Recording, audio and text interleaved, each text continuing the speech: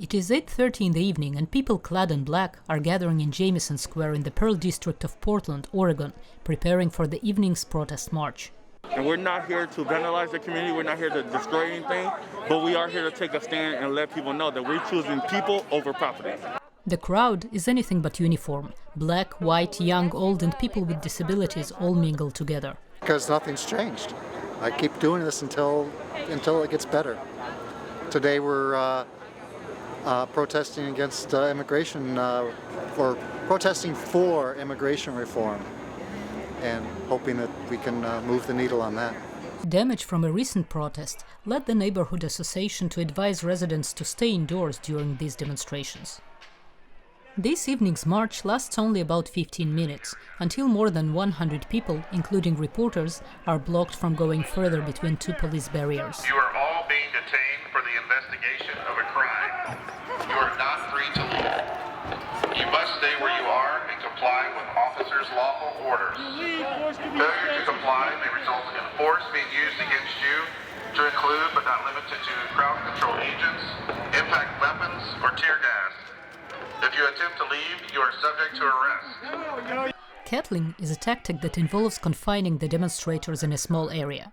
Within the next hour, protesters are released one by one, with their pictures taken and some weapons, knife, hammer, bear spray, a gun, confiscated. Next morning, it's cleanup time. Graffiti looks like artwork. That's one thing. This is just vandalism. Mike Streak is a community volunteer. They have no purpose, no legitimate protest. They're just out there creating havoc. You know, breaking windows, burning trash cans. You know, it's all senseless activity as far as I can tell. But I thought the police did a great job. Other residents have a different view.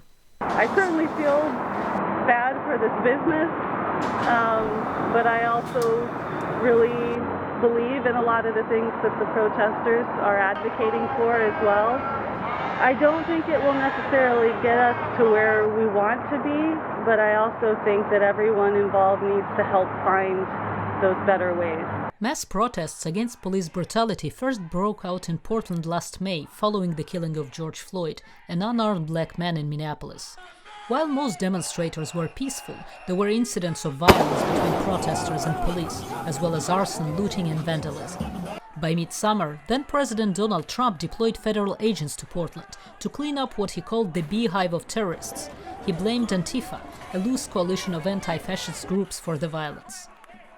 Local authorities objected to the federal intervention and challenged the move in court, heightening tensions and sparking protests in other states in support of the Portland demonstrators. Cleanup and repair of last summer's damage to Portland's federal buildings cost over $2 million. For local businesses, the continuing sporadic incidents of violence are a burden, forcing them to keep plywood up on their windows. Portland Mayor Ted Wheeler, who participated in the Black Lives Matter protests last summer, has now taken a tougher stance. We continue to fight ongoing criminal vandalism and the self-described anarchists whose goals are eroding our economy's foundation of local, small businesses and healthy, vibrant neighborhood main streets, and pulling police resources from other critical needs like gun violence. While the protests have dwindled in size and are largely peaceful, the recurring incidents of property damage have created divisions, says protest movement scholar Marc Rodriguez. And so when those people are arrested for vandalism, you often find out that they live in rural Oregon or California or Seattle. More established leaders within Black Lives Matter and anti-fascism and anti-racism, they were upset to see those things happen, because those movements actually want to see us engage in serious police reform. But the marches show no sign of ending soon. This is not a one-time thing. This is a movement, not a moment. And until we get justice, until we see we are equal among the rest of the people, we're going to continue to come out here. Natasha Mozgovaya, VOA News, Portland, Oregon.